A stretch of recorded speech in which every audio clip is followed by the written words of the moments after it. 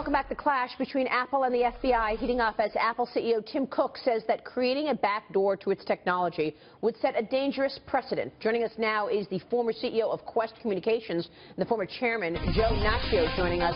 Joe, thanks so much for joining us. Good to see you.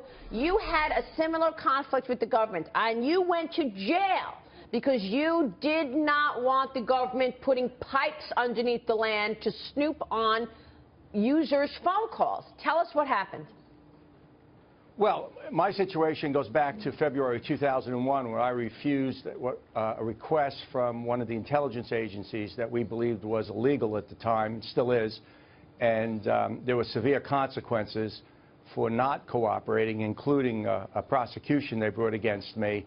And as you said, I served some time as a result of it. I think today's situation is very different.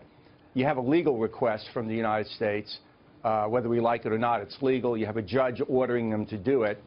And I think the government will ultimately prevail on this issue. So you think they're going to prevail? Why? Well, I think, look, if you look at the history of, first of all, I think there's a lot of hypocrisy on both sides of this issue to go around. But if you look at the way courts have ruled historically when it comes to the government claiming a national security issue, the Fourth Amendment has been watered down, and the government usually wins. In this case, you actually have a terrorist and criminal action.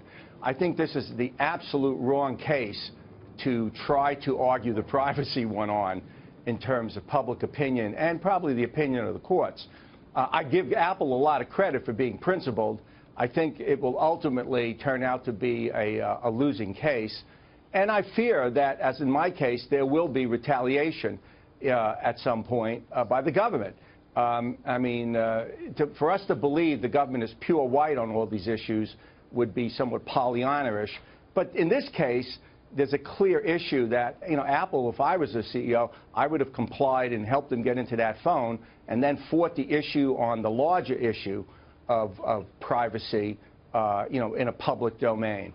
But it's a complex issue, lots of stakeholders, nobody's pure on this. And, you know, to a certain degree, the government has had a backdoor key into software since software was developed. Right. And Apple, Google, and all the others have always cooperated with the intelligence agencies.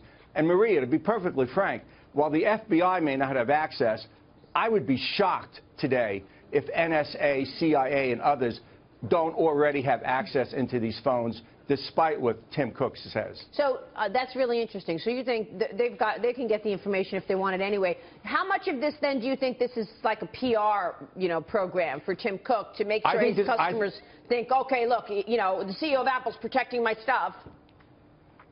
Well, you know, I think you're right on the point. I mean, I don't want to question Tim Cook's real motivation. I don't know him, and I'm assuming he's an honest, honorable guy. But this is clearly a PR ploy.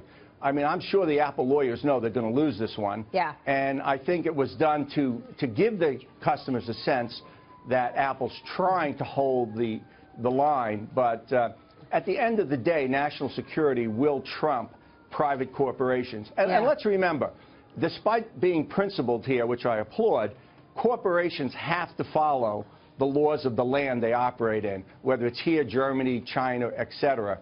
So being a multinational provides a lot of challenges for these CEOs, but at the end of the day, they're going to comply. Yeah. You mentioned retaliation. I just want to point out that in terms of your case, you weren't sent to jail for that reason. So you think it was a retaliation later? Well, Maria, that's what your later guest, John Ashcroft, would argue. But Ashcroft was the Attorney General at the time, and the Director of the FBI was an Assistant Attorney General at the time, and they knew that our intelligence agencies were involved in illegal activities. And this is part of the problem. See, this is part of the problem.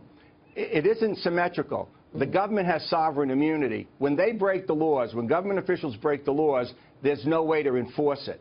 When a private citizen gets caught or accused of breaking the law, the full weight of the federal government comes down on you. You make a great point. I'm going to ask John Ashcroft about that coming up, Joe. Good to see you, sir. Thanks so much.